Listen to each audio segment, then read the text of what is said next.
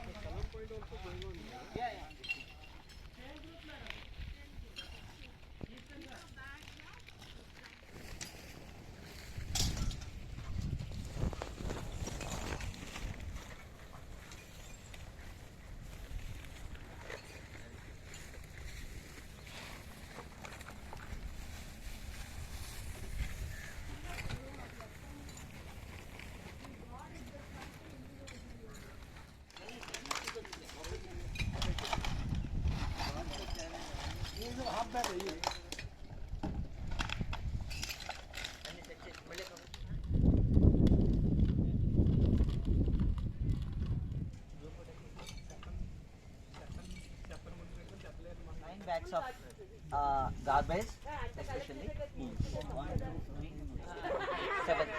7 bags of only plastic. We are here 6th Sunday at the Erramatti, Dibbalu from the west side. Today all of us got together and collected a whole lot of garbage, and these are 6 bags of booze bottles. And these are the 9 bags of plastic including microplastic. 1 bag of aluminum bottles. And we got 8 bags of plastic bottles. Which are the plastic? So there are Coke, Pepsi bottles and other water bottles that we have collected. Good morning! I took it from Apple really like. So it's so nice. This has been a call for conservation. మన వైజాగ్ చుట్టుపక్కల ఉండిన చాలా స్థలాలు ఉన్నాయి ఏదైతే వారసత్వంతో హెరిటేజ్తో comparison. So నాకు whenever possible all of us, we are part of our heritage, and our heritage includes Buddhist sites, colonial history, that is one town area, Geo-Heritage sites and so many others. ఇవాళ దీని పేరు EMD అంటే ఎర్రమట్టి దెబ్బలు, red sand dunes. Like this we've been doing while we talk about the benefits of heritage and the beauty of it and the relevance of it into mana Vizag character key, which is a relevant aspect to be part of our heritage. Cleanliness is a big issue. So now today when we came, how messy it was, and within 1 hour's time the ability to clean all this is a great feeling. And I thought before I say thank you, I would like Mr. Hattangadi to explain the relevance of Erramatti Dibbalu. This is millions of years old. ఆ సంగతి మనకి అర్థం అవ్వాలి. Of course ఎప్పుడు వస్తారు, అన్ని ఎవరో ఒకరు తాగుతారు, బుడ్డీలు ఎరగొడతారు, బట్ చేసింది ఒక్క పెద్దది ఏంటంటే మన సైడ్ నుంచి దీనికి కాన్జర్వేషన్ ఎలాగైనా ఒక బ్యారికేడో, ఒక స్టాపింగో, board. I'm known as Mr. Jayashree. I'm Sohan Hattangadi, and I came to Vizag in 1959, but that's a long story for some other occasion. Over some beer, maybe here.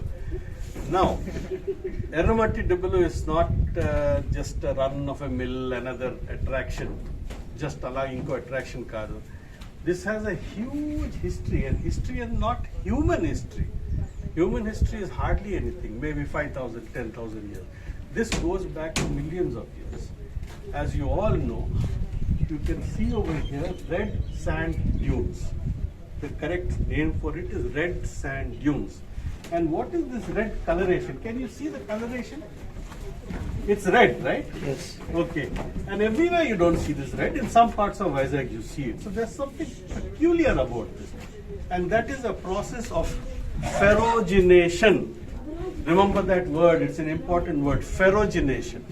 Ferrogenation means impregnation of iron, and the corrosion of iron because of its oxidation gives it the red color. Just like if you leave some nail outside, it will become rusty over a period of time. This is what happens. How did you get this deeply gullied? These things are called gullies.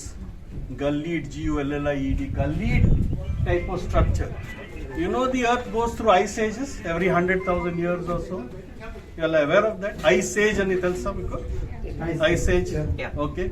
The earth cools and warms and cools and warms. And maybe again after 70,000 years or 60,000 years we'll have another ice age.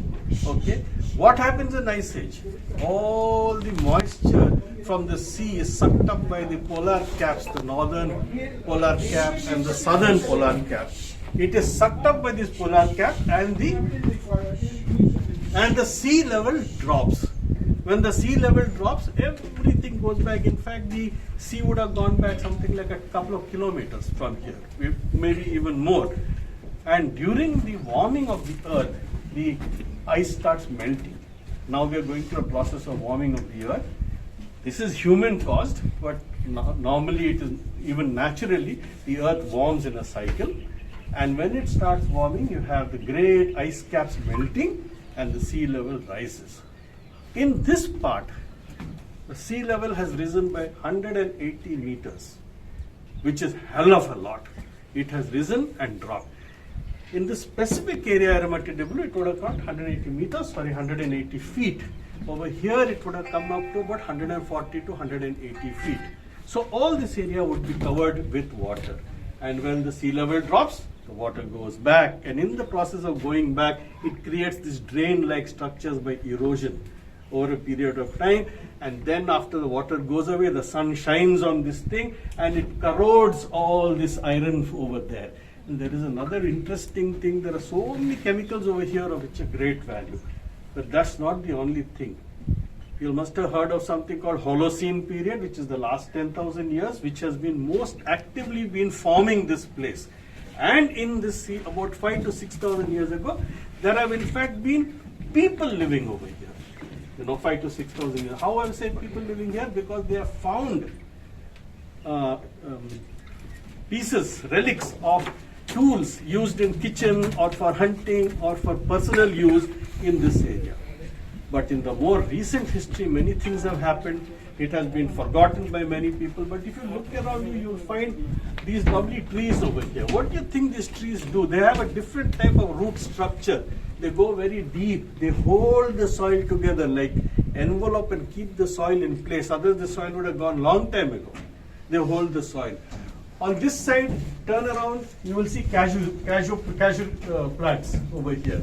These are all planted by local people, and they've been planted hundreds of years ago. And they've been utilizing this, they've been using the cashew fruit and the cashew nut for their requirements and selling it. It's a commercial crop. Who owns this place? Actually, many times that information is never clear.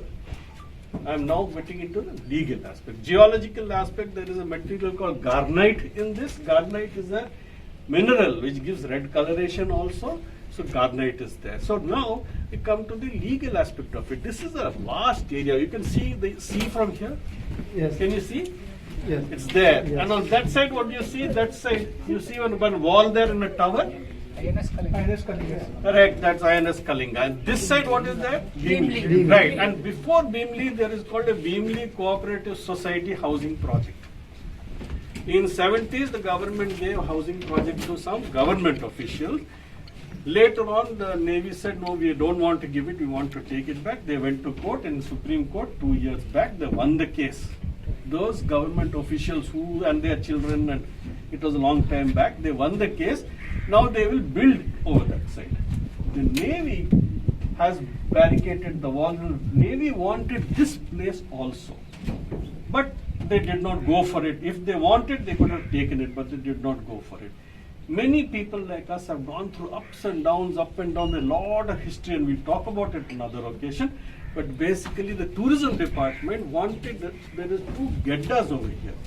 Pedda Gadda and Chinna Gadda, Chilka Gadda. So in the Gedda, they wanted to construct a tourism center. They came with excavators, dug into the Gedda, started making the foundation. Luckily, some people saw it. We had to make a noise about it. I wrote to the Secretary of Tourism. This was way back, some 10, 12 years back, and eventually that was stopped. Thank God, had better sense. We had a nice meeting, we discussed it. They understood that this is not something that we have to fool around with. So it has got a lot of history. Every few years something happens over here, we have to be alert and stop it.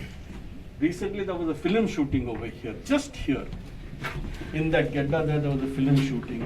They got- JCBs and all came. all big machinery came and started digging up everything.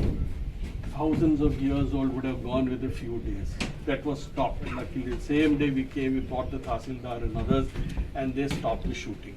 So this place is always under attack, and it is for us, socially minded people, to stop the attack on Erramatti Dibbalu. Recently, political bigwigs started excavating earth from the Erramatti Dibbalu, a little down this road. Massive quantities, there's a video of that. They came and started digging up the hill. That also was stopped. Many people are there to stop. Only thing is we have to take it in our hand, get involved, and not say, "Na kenduku, it is not my thing hand, I am too small a person." That never works. Even one person, however small it is, you can make a noise, and luckily we have social media today. So that's important. So we have seen so many places we say there is no success with this government. We have had lots of success. Out of 10, 5 or 6 we have success. We are able to stop, we are able to improve, we are able to give them a better plan. There is possibility of doing a lot of things. So I would say, because you all are already social minded, think that we can do something. Next stage, now we have this recent phenomenon of drinking and picnicking over here. This was constructed in 2016, this tower. It's called a viewing tower or a viewing gallery. That's the correct name of it. From here, you could see this old Erramatti Dibbalu. Normally it used to come on the east side, which is that side. Now for the west side, the tourism department funded this, about 56 lakhs it cost at that time, 2016. It was difficult to make because they had to bring materials from other places. It was funded by the tourism department. The architect of this is Shabnam Patel, a good friend of ours. Now she's in Canada, but she did the architecture. Luckily, it has survived despite so much corrosive thing. They did good metal treatment. It has survived. Unfortunately, in tourism, everything gets done in the name of tourism. Oh, we want tourists, therefore we have to put on attraction. So you put so much attraction that 10 tourists will come, 10 will bring 100, 100 will bring 1000. And then whatever amenities you give will not be adequate for those tourism. Tourism is not a panacea. Panacea means not a solution for everything. We think that tourism is a solution. Tourism would have been a solution if it was something which did not damage sensitive areas. But now we are having type of tourism which heavily damages sensitive areas. You all are all here, you know this place. That doesn't mean you have to tell 100 people about it. Sometimes it is better to keep the good things quiet. So that is the story. Right now we want to do some developments. On the way out I'll be taking some measurements and asking my friends to help me with that. And we will be submitting some drawings. And we'll be looking for crowdfunding, or we will ask government also for some money. And hopefully if they are happy to give us something, we will build a gate on the entrance. Because And have an organized security also. and main problem being the amount of people who are coming.